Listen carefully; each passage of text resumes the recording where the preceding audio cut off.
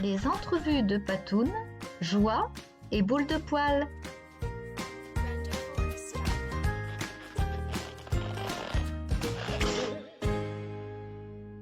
Interview témoignage de Yannick Alain.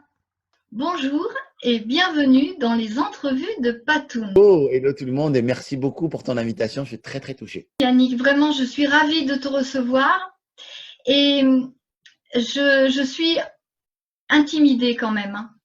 Je suis Oh, très oh, intimidée. non, surtout pas. Vraiment, je t'assure qu'il n'y a pas de quoi et c'est moi qui suis très touché de ton invitation et honoré que tu m'invites, Patricia. Vraiment. J'aime beaucoup ce que tu fais. J'aime les animaux, tu le sais. J'imagine que tu l'as compris au travers de voilà et donc c'est un vrai plaisir, vraiment. Merci Yannick. Si tu me le permets, je vais faire une petite présentation. Oui, bien sûr. Directeur commercial à 26 ans, directeur général à 33 ans, Ouais. diplômé d'un master en neurosciences motivationnelles, formé à la PNL, à l'hypnose et à l'énéagramme, Yannick Alain ne cesse d'étoffer ses connaissances et compétences. Son souhait, bâtir un monde meilleur en aidant des porteurs de projets et entreprises de cœur à acquérir les meilleures stratégies et connaissances dans le domaine de la neurovente, du networking efficient et du marketing éthique. Cette mission est pour lui un privilège et un bonheur. De plus, il transmet tout ceci avec humour, amour, sérieux et plaisir. Yannick est également cofondateur de la NBS Neuro Business School. Il est aussi l'auteur du manuel Les Gentils méritent aussi de réussir, coécrit avec Jérôme O'Haraud et préfacé par David Lefrançois. Ouais, c'est vrai.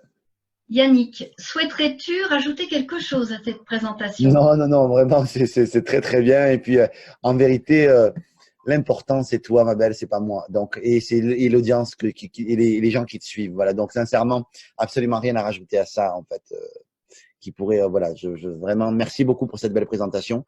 C'est exactement ce que je fais. Voilà, évidemment, j'ai d'autres projets, j'ai des projets immobiliers, j'ai plein de choses parce que je suis un hyperactif.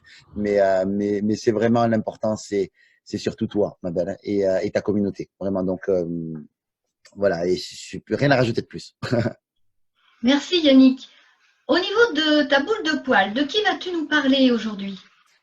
De qui? Alors, en fait, moi, moi, je suis très chat, déjà. Alors, toi, je crois que tu es tous les animaux, toi.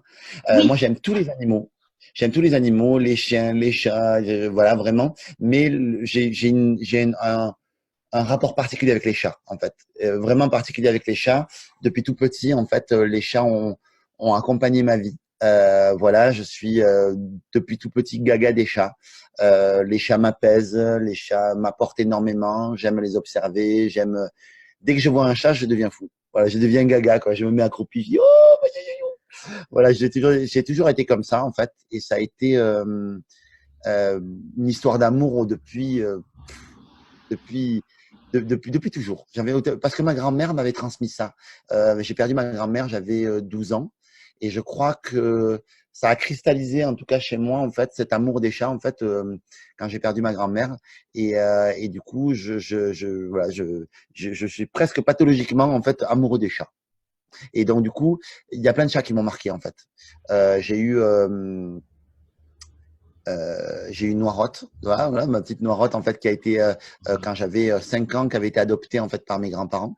Noirotte, et donc du coup elle l'a suivie, elle a vécu chez mes grands-parents. Elle a eu 22 ans, 23 ans, je crois, et elle est décédée il y a 5-6 ans maintenant. C'était même plus que ça, il y a une dizaine d'années maintenant. C'était une chatte qui était incroyable. Il ne lui manquait que la parole, ce qu'on disait. Elle ouvrait la porte toute seule. Elle était câline, elle était adorable. Et puis je me rappelle que ma grand-mère me disait quand j'étais petit, et ça m'aidait énormément quand je m'absentais parce que j'ai été élevé par mes grands-parents.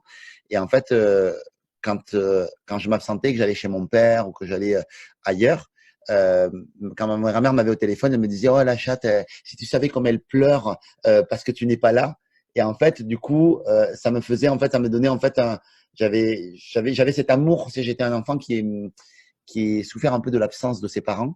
Et je pense que ma chatte à ce moment-là, en fait, c'est comme si elle me donnait l'amour en fait que je recherchais et l'attention que je recherchais. Et donc du coup, ma grand-mère, évidemment que la chatte ne pleurait pas, quoi. Elle me dit, elle faisait des larmes de crocodile, la chatte. Et en fait, évidemment que la chatte ne pleurait pas. Ma grand-mère me disait ça pour me donner de l'amour et pour qu'elle me dise, on pense à toi, on a envie que tu reviennes, et la chatte aussi, voilà. Et donc c'est ma première petite chatte du coup que j'ai eue en fait, c'était à la Madeleine-sur-Tarn à Toulouse, enfin à 30 km de Toulouse, à la campagne toulousaine. Et donc c'est vraiment en tout cas une des chattes qui m'a le plus marqué, voilà. Et récemment, voilà, j'ai dû laisser en fait, mais j'ai eu 3 chats en fait quand j'ai eu ma maison. Personnellement, j'ai eu mes appartements et tout ça, j'ai eu 3 chats. J'ai eu j'ai eu Chopin, voilà, qui était un chat noir et blanc. On l'avait appelé Chopin parce que c'était comme des touches de piano, en fait, le blanc et le noir, qui chopait tout ce qu'il trouvait. En fait, il attrapait tout, en fait, ce chat. Et ce chat, on l'a élevé en appartement.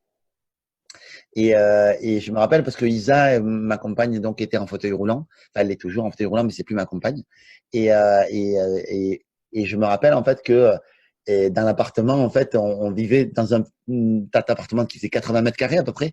On vivait des choses extraordinaires avec ce chat parce que il avait besoin de se dépenser, donc on se courait après dans l'appartement, il courait après. J'avais un lien très particulier avec lui et Isa aussi un lien très particulier avec lui. Et à partir du moment où on a déménagé, on est allé vivre dans une grande maison. J'avais acheté une grande maison de 250 mètres carrés avec du terrain, avec tout ça. Et à partir du moment où on a vécu dans cette grande maison, la transition, il a eu beaucoup de mal avec la transition, ce chat. Il était adorable, il était mignon comme tout, mais il a eu beaucoup de mal à la transition. Il s'est mis à faire de l'eczéma. Et nous, on pensait qu'il allait être plus heureux du fait qu'en extérieur, il allait avoir tu sais, on lui avait mis une double chatière. Il avait une chatière, il partait dans le garage. Boum, et après du garage, il avait une chatière pour sortir dehors. On a fait un trou dans le mur avec une chatière pour qu'il puisse sortir à l'extérieur. On avait fait penser ça à la construction. Et, euh, et en fait, on voyait que de l'extérieur, il trouvait que l'extérieur était dur, quoi. Il voulait rentrer à l'intérieur, tout ça. Et voilà, et on l'a perdu d'une maladie, d'une PIF, ils appellent ça. C'est une infectieuse féline, je sais plus ce que c'est, bref, en tout cas une maladie à la con, vraiment qui bousille les organes. Et ça a été une des épreuves les plus difficiles de ma vie que d'accepter que la veto me dise il est perdu, il va falloir le piquer. Et moi, ça a renvoyé chez moi, en fait, personnellement, en fait, quelque chose de très, très dur, parce que je suis quelqu'un qui, qui a beaucoup tendance à rationaliser les choses et qui n'abandonne jamais, en fait. Je suis quelqu'un qui n'abandonne jamais. Et là, en fait, de voir qu'il n'avait plus d'espoir, le plus d'espoir m'a fait vraiment beaucoup de mal, en fait. Et j'étais dans est-ce que je dois continuer à faire vivre mon chat? Et effectivement, il souffre, mais il vit. Et peut-être qu'on trouvera une solution dans quelques temps, il survivra. Ou est-ce que je dois finalement abréger ses souffrances et choisir le moment de sa mort? Et en fait, c'est Isa, mon ex, qui a beaucoup, qui m'a dit, il faut que tu l'amènes au veto. Et je voulais pas qu'il y aille seul, elle voulait pas l'y amener. Je voulais pas qu'il y aille seul, donc je l'ai pris avec moi. Je me rappelle, il était sous la table et je l'ai récupéré avec moi. Le pauvre, il implorait parce qu'il avait très mal, en fait. Et je l'ai amené chez la vétérinaire. Je me suis effondré, littéralement, parce que je voulais pas. Il était dans mes bras, elle l'a piqué. D'abord, ils l'endorment. Et après, ils font la piqûre de barbiturique qui arrête le cœur. Et ça a été une période très très difficile pour moi. J'ai mis très longtemps à m'en remettre. En tout cas, moi j'ai trouvé que c'était très long. Pendant un mois, je le cherchais partout dans la maison. Il y avait un vide qui s'était créé, qui était pour moi en fait insoutenable. Et, euh, et ça a beaucoup fait rire des gens autour de moi parce que ils comprenaient pas en fait. Ils me disaient oh mais oui mais c'est pas grave. Et même des gens qui avaient de l'empathie, tout ça, ils disaient oh mais il a eu une belle vie et tout ça. Parce que les gens, je crois, ne peuvent pas comprendre en fait. Pour moi, mon chat c'est ma famille quoi. Si je l'ai adopté, il fait partie de ma famille intrinsèque. Je sais que je vais lui survivre normalement si les choses sont bien faites parce qu'il vit moins longtemps que moi. Mais là, il avait 6 ans et je n'étais pas prêt en fait. J'étais pas prêt du tout à ça et donc ça a été très marquant pour moi. Chopin, voilà, qui est au paradis des chats. Donc voilà, comme Noirotte, comme Chopin. Et ensuite, quand Chopin est décédé, en fait, du coup, quelques mois après, en fait, 3-4 mois après, euh, on a récupéré 2 petits chats. Voilà, il y avait Jenny et Jumper, qui étaient dans un orphelinat de chats. Jenny avait déjà 1 an et demi et personne ne la voulait parce qu'elle était grande. Et donc, du coup, nous, on a voulu la récupérer parce que personne ne la voulait, qu'elle était particulière aussi. Une chatte particulière parce que on sentait qu'elle faisait pas confiance en l'humain. C'était quelqu'un qui ne faisait pas confiance en l'humain, qui était pas, voilà. Et on s'est dit, quoi qu'il en soit, en fait, on veut lui offrir un beau foyer. On veut lui offrir une maison dans laquelle elle aura tout ce qu'il faut, elle aura une grande maison, elle aura de l'amour, si elle en veut, elle aura tout ça. Et elle a mis à peu près 1 an et demi à commencer à nous faire confiance. Ce qui est fou. C'est long, on avait appris ce chat-là qu'elle avait été laissée sur le bord d'une autoroute et qu'ils avaient tué ses petits, qu'elle était enceinte et qu'ils avaient tué ses petits, tout ça. Donc, ça a été quelque chose de très dur. Elle est tombée enceinte, on a tué ses petits, on l'a jetée. Donc, j'imagine même pas à quel point elle devait avoir un sentiment d'abandon terrible. Et quand elle est revenue chez nous, j'imagine qu'elle s'est dit encore, on m'arrache à nouveau d'un endroit où j'étais.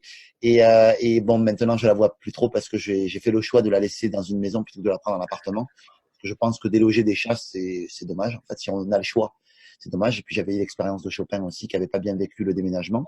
J'avais pas envie de le perturber et de les perturber comme ça. Donc, je les ai laissés à Isa. Et voilà. Et donc, du coup, cette histoire avec Jenny est très, voilà, était très forte aussi. Quand je la vois, elle est, voilà, tu vois là, quand je la caresse, c'est toujours pareil entre elle et moi. Donc, ça, c'est génial. Et ensuite, j'ai Jumper. Devant qui est son petit frère. Et c'est rigolo parce que quand ils sont arrivés tous les deux, il y a eu de suite une hiérarchie qui s'est installée et c'est elle qui le protège. Alors que lui, c'est le grand, c'est Jumper, mais on l'a eu petit. Et lui, c'est toujours le petit pour elle, même s'il est plus grand, même s'il est plus gaillard, même s'il est plus machin. C'est quand même pour lui le petit. Donc, c'est elle qui, elle le corrige des fois. Voilà, elle était très drôle avec lui. Et lui, donc, c'est un petit chat peureux. Voilà, mais à la fois plein d'amour, plein de vie. Et voilà, je trouve que, voilà, en tout cas, c'est des chats qui m'ont beaucoup touché, que j'aime profondément. Voilà, les deux, et je suis très très heureux parce que en ISA, ils ont trouvé, je pense, la meilleure des maîtresses qu'ils puissent avoir ou la meilleure des amies, parce que c'est vrai que les chats ne vivent pas chez nous, c'est nous qui vivons chez eux. Donc voilà, voilà, ils se servaient de la piscine comme ils buvaient dans la piscine en fait. Donc en fait, on s'était dit à un moment donné pour rire, ça fait cher la gamelle, mais voilà, quelquefois ils nous permettent de nous baigner dedans, donc ça va, ils sont gentils quand même. Voilà, mais on vit chez eux, on vivait chez eux. Donc voilà mes 3 histoires qui m'ont marqué. J'ai eu plus de chaque ça, j'ai eu plus d'histoires, mais si, les trois histoires qui m'ont marqué sont celles-ci. Yannick, je voulais te demander, qu'est-ce que pour toi la bienveillance envers l'animal? C'est dur parce que c'est dur comme question, c'est une question difficile parce qu'à la fois une très bonne question parce qu'à la fois je pense avec le recul que j'ai été bienveillant avec Chopin, que j'ai amené voilà. Je pense que c'est de ne pas faire autant que possible de l'anthropomorphisme et de prêter des intentions à ton animal en fait qui sont des intentions humaines et que tu projettes sur lui. Ça, je crois que c'est important en fait d'essayer de comprendre l'animal et de comprendre comment fonctionne l'animal plutôt que d'essayer de lui prêter des émotions évidemment qu'ils en ont, mais en tout cas de lui prêter en fait des fonctionnements qui nous appartiennent. Voilà, parce que je crois que c'est voilà, un mauvais service. Je pense que c'est les laisser vivre, être bienveillant avec eux, c'est-à-dire leur laisser le choix de nous choisir aussi, de vivre à leur rythme, que chacun a une personnalité, qu'il faut respecter. Certains vont être câlins, certains ne vont pas l'être, certains vont être plus protecteurs, certains vont être sages, d'autres moins sages. C'est aller avec le flow. Voilà, aller avec le flow, pour moi, c'est bienveillant. Je n'aime pas trop la notion de dressage, sauf quand c'est bienveillant et quand c'est, encore une fois, fait dans l'intérêt de l'animal et pas dans l'intérêt de l'obéissance. Voilà, c'est toujours pareil, en fait. Je crois que l'épanouissement, en fait, et l'obéissance, c'est différent. Ou alors la cohésion, c'est intéressant. Entre l'humain et l'animal, c'est intéressant. Maintenant, quand il s'agit d'obéissance, ça me dérange un peu plus. C'est mon côté liberté, j'ai pas envie, voilà, par mimétisme et personnellement, en fait, voilà, je veux que les animaux soient libres. Je crois que c'est la bienveillance, c'est aussi ça. Yannick, merci infiniment pour ce témoignage. Si tu Merci à vois toi. une petite boule de poil, tu lui feras un petit coucou de ma part, un Bien petit sûr, câlin? avec grand plaisir. Avec grand plaisir. Merci beaucoup. Merci à toi, ma belle. Merci pour tout. Au revoir. Si vous souhaitez vous aussi apporter un témoignage, merci de m'adresser un mail à lesentrevuesdepatoun@gmail.com.